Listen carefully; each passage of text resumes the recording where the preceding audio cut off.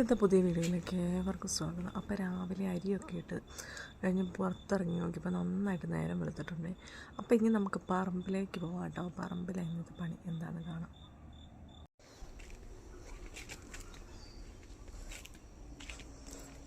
അടയ്ക്കൊക്കെ ചാടിക്കിടക്കണ്ടല്ലോ, നമുക്ക് പിന്നെ പെറുക്കാം. അപ്പം ഞാൻ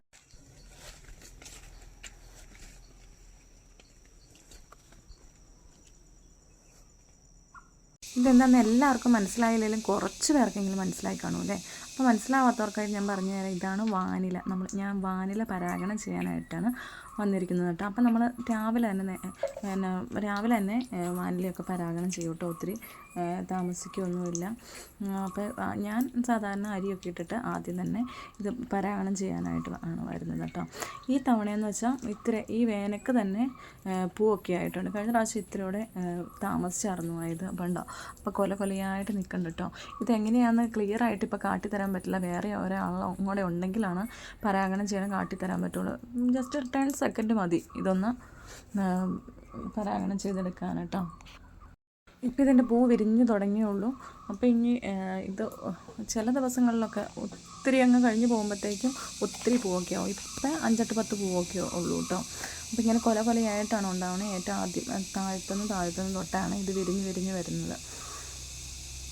മറ്റു പൂക്കളിലൊക്കെ തേനീച്ച, വണ്ട അങ്ങനെയുള്ളത് വന്ന് പരാഗണം നടത്തണ പോലെ ഇതിന് നടക്കില്ല. അതുകൊണ്ടാണ് നമ്മൾ പരാഗണം ചെയ്ത് കൊടുക്കുന്നത്. പണ്ടൊക്കെ വാനിലയ്ക്ക് നല്ല വിലയായിരുന്നു. ഇപ്പോൾ വിലയൊക്കെ കുറഞ്ഞു പോയിട്ടോ. എന്നാലും നമുക്കുള്ളത് നമ്മൾ കളയേണ്ട കാര്യമില്ലല്ലോ. അതുകൊണ്ട് നമ്മൾ പരാഗണം ചെയ്തെടുക്കണം. നമ്മൾ ഇതുണ്ടാകുമ്പോൾ പാകമാകുമ്പോൾ പറിച്ചെടുക്കണം, ഉണക്കുന്നു, അങ്ങനെ റെഡിയാക്കി എടുക്കുക കേട്ടോ ചെയ്യാറുള്ളത്. സാധാരണയായിട്ട് ഇത് കാപ്പിയിലൊക്കെ ഇട്ട് കുടിച്ച് ഇതിൻ്റെ ജസ്റ്റ് ഇത്തിരി പൊടിയൊക്കെ കാപ്പിയിലിട്ട് കുടിച്ചാൽ നല്ല ടേസ്റ്റായിട്ട്. അതുപോലെ തന്നെ കേക്ക് ഉണ്ടാക്കുമ്പോൾ അങ്ങനെയുള്ള ചില ബേക്കറി ഐറ്റംസ് അങ്ങനെയുള്ളതിലൊക്കെയാണ് ഈ വാനില എസൻസ് യൂസ് ചെയ്യാറുള്ളത്. നല്ല കെയറിന് ചെയ്യണം, അല്ലെങ്കിൽ ഇതിൻ്റെ പൂമ്പൊടി പെട്ടെന്ന് ചാടിപ്പോട്ടോ. അപ്പം നല്ല കെയർ ആയിരിക്കണം, എന്നാലാണ് ഇത് ചെയ്യാൻ പറ്റുള്ളൂ. കണ്ടോ, ആ കാണുന്ന അവിടെയാണ് പൂമ്പൊടി ഇരിക്കുന്നത്. അപ്പോൾ അത് പതിയെ പൊക്കിയിട്ട് പൂമ്പൊടി അതിലേക്ക് വെച്ച് കൊടുക്കുകയാണ് ചെയ്യേണ്ടത്. നല്ല കെയർ ഉണ്ടെങ്കിൽ മാത്രമാണ് അത് പിടിക്കുകയുള്ളൂ കേട്ടോ. നമുക്ക് 2 ദിവസം കൊണ്ട് അറിയാൻ പറ്റും നമ്മൾ പിടിച്ചെന്ന്. ഇപ്പം അതൊക്കെ കണ്ടോ, ഇത് ഞാൻ ഏറ്റവും ആദ്യം ചെയ്തതാണ്. അത് വലുതായേക്കണം കേട്ടോ. പിന്നെ ഞാനത് ചെയ്യാൻ വിട്ടുപോയി. അതുകൊണ്ട് ആദ്യം ഒരു കൊലയൊക്കെ ഉണ്ടായിരുന്നുള്ളൂ. അതുകൊണ്ട് ഞാനത് മറന്നുപോയി. പിന്നെ അത് ചെയ്യാണ്ട് കണ്ടോ, ആ പൂവൊക്കെ പൊഴിഞ്ഞു പോയേക്കണം കണ്ടോ. അതൊക്കെ ഞാൻ ചെയ്യാത്തതാണ് കേട്ടോ. ബാക്കി പൂ നിൽക്കണത് ഞാൻ ചെയ്തതാണ്, അതൊക്കെ പിടിച്ചതാണ്. ആ പൂമ്പൊടി ഇരിക്കണോടത്ത് മാത്രം ഇങ്ങനെ കൈകൊണ്ട് പിടിച്ചിട്ടാണ്. അപ്പോൾ നമ്മുടെ ഇച്ചിരി പോവുകയൊക്കെ ചെയ്യും. അതിന് പൂ പോയിന്നോർത്ത് കുഴപ്പമൊന്നുമില്ല കേട്ടോ. പൂ ഇച്ചിരി ചളങ്ങി അങ്ങ് പോവുകയൊക്കെ ചെയ്യും, എന്നാലും കുഴപ്പമില്ല. എന്നാലും നമുക്ക് ബുദ്ധിമുട്ടുള്ള കാര്യമുണ്ട്. ഇത്തിരി കെയറോട് ചെയ്താൽ ആ പൂമ്പൊടി ചാടിപ്പോകാണ്ട് നമ്മളങ്ങനെ ചെയ്താൽ അത് പിടിക്കും. ഒരു ദിവസം അത് കാണിച്ചു തരാം കേട്ടോ. ഇപ്പോൾ വേറെ ആരും ഇല്ലാത്തതുകൊണ്ട് നമുക്കത് തനിയെ ചെയ്ത് കാണിക്കാൻ പറ്റില്ല. അപ്പോൾ വേറെ ഒരാൾ വീഡിയോ എടുക്കാനുണ്ടെങ്കിലാണ് നമുക്കങ്ങനെ ചെയ്യാൻ പറ്റുള്ളൂ. അപ്പം ഒരു ദിവസം ഞാനങ്ങനെ വാനില പരാഗണം ചെയ്യണ വീഡിയോ ഇട്ടേക്കാം കേട്ടോ. ഒത്തിരി പൊക്കത്തിലൊക്കെ ഉള്ളത് ഞാൻ താഴേക്ക് വലിച്ച് അടിച്ചിട്ടാണ്. മുകളിലേക്ക് ഒത്തിരി കയറിപ്പോയാൽ നമുക്കത് മേളിലൊക്കെ ഉണ്ടായാൽ നമുക്ക് പറ്റത്തില്ലല്ലോ. അതുകൊണ്ട് ഇത് താഴേക്ക് ഇങ്ങനെ വെട്ടി വിടുക കേട്ടോ ചെയ്യാറുള്ളത്. നല്ല നമുക്ക് പൂവൊക്കെ ചെയ്യാൻ പറ്റുള്ളൂ. ഇത്തിരിയൊക്കെ മേളിലാണെങ്കിൽ ഞാൻ ഒരു കാര്യം ചെയ്യും, ഒരു സ്റ്റൂളൊക്കെ ഇട്ട് കയറിയിട്ട് ചെയ്തെടുക്കും കേട്ടോ. ഇപ്പോൾ രാവിലെ തന്നെ മെഴുക്ക് വെച്ചിട്ടുള്ള പയർ വെള്ളത്തിലിടും കേട്ടോ. മഞ്ഞൾപ്പൊടി ഉപ്പും കൂടി ഇട്ടിട്ട് വെള്ളത്തിലിട്ട് വെച്ച് കുറച്ച് നേരം കഴിഞ്ഞ് നമുക്ക് കട്ട് ചെയ്തെടുക്കാം. കുറച്ച് പരിപ്പ് ഞാൻ വെള്ളത്തിലിട്ടിട്ടുണ്ട്.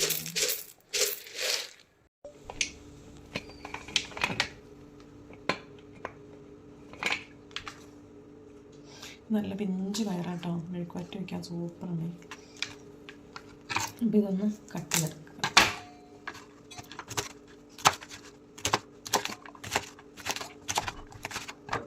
പയറൊക്കെ കട്ട് ചെയ്ത് അതിലേക്ക് ഒരു സവോളയും കൂടി അരിഞ്ഞിട്ടിട്ടുണ്ട്. ഇനി ഉപ്പും മഞ്ഞൾപ്പൊടിയും കൂടെ തിരുമ്മി എടുക്കുക. നല്ലൊരു പാൻ വെച്ച് കടുകൊക്കെ മൂപ്പിച്ചെടുത്തിട്ടുണ്ട്. ഇനി ഉപ്പും മഞ്ഞളും തിരുമ്മി വെച്ചേക്കണം. പയറിട്ട് കൊടുക്കുക.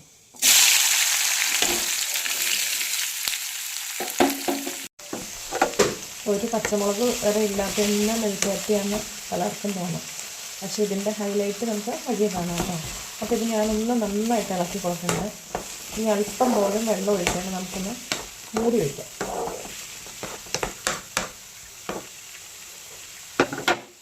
അപ്പോൾ ഞാനൊരു കിഴങ്ങും ക്യാരറ്റ് സവോള എടുത്തിട്ടുണ്ട്. ഇത് ബ്രേക്ക്ഫാസ്റ്റിന് കറി ഉണ്ടാക്കാൻ ബ്രെഡാണ് നമുക്കിന്ന്. അപ്പോൾ അതിൻ്റെ ഒരു സ്റ്റൂവും കൂടെ വെച്ച് കൊടുത്താൽ പിള്ളേർ വെച്ചോളൂ. അപ്പം നമ്മുടെ പയറൊക്കെ കുക്കാകുമ്പോഴത്തേക്കും നമുക്ക് ബ്രേക്ക്ഫാസ്റ്റിനുള്ള ക്യാരറ്റും പൊട്ടറ്റോയും റെഡിയാക്കി കുക്കറിൽ വേവിക്കാൻ വയ്ക്കാം.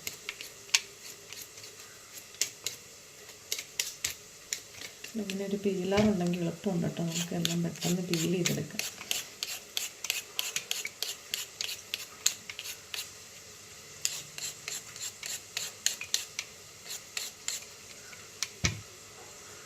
പൊട്ടറ്റോയും ക്യാരറ്റും ഒന്ന് നമുക്ക് ക്യൂബ്സായിട്ട് കട്ട് ചെയ്തെടുക്കാം. ഒരു വലിയ പീസസ് വേണ്ട, ചെറിയ പീസസ് ഒക്കെ മതി. നമ്മൾ സാധാരണ നോർമൽ സ്റ്റൂ ഒക്കെ വയ്ക്കും.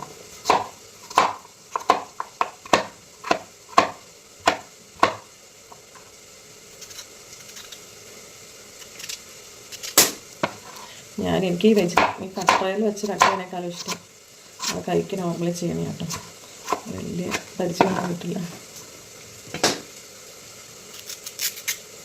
ഇനി ഇതിൻ്റെ കൂടെ ഒരു സവോളയും ഒരു പച്ചമുളകും കൂടെ വെച്ച് കൊടുക്കണം.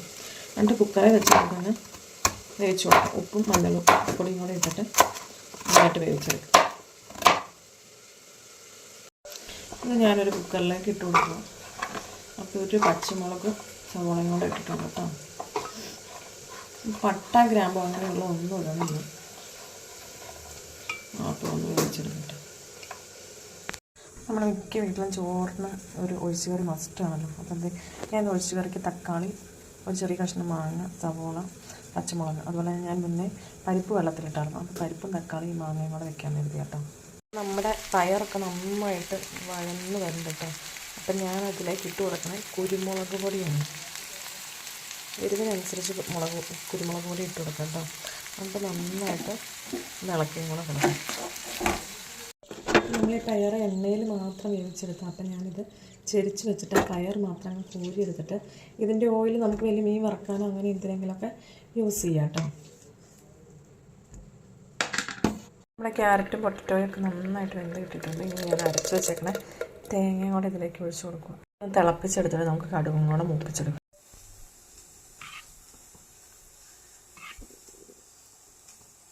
അപ്പോൾ നമ്മുടെ പരിപ്പും തക്കാളിയൊക്കെ നന്നായിട്ട്, മാങ്ങ കഷ്ണമൊക്കെ നന്നായിട്ട് വെന്ത് ഉടഞ്ഞ് വന്നിട്ടുണ്ട്.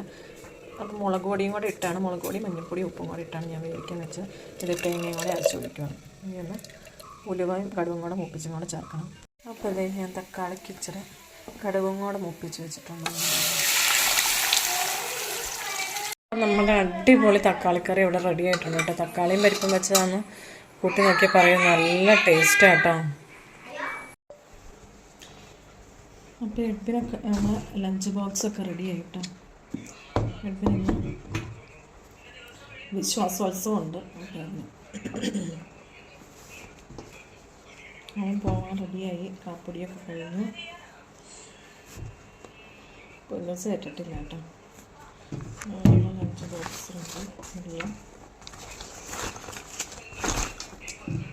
ഇന്നും കൊണ്ട് വിശ്വാസോത്സവം തീരും. നാളെ സന്ധ്യയ്ക്ക് കാറ്റഗറിസ്റ്റിൻ്റെ എക്സാം. അതുകൊണ്ട് കഴിഞ്ഞ് എഡ്ബിൻ ഫ്രീ ആയി ഇല്ല എഡ്ബിനെ? എഡ്ബിനെ ഇന്ന് വിശ്വാസോത്സവം തീരുമല്ലേ? നാളെ എക്സാമും തീരും. അപ്പം എനിക്ക് ഫ്രീ. പിന്നെ എന്നാണ് പരിപാടി? ആയിട്ടാ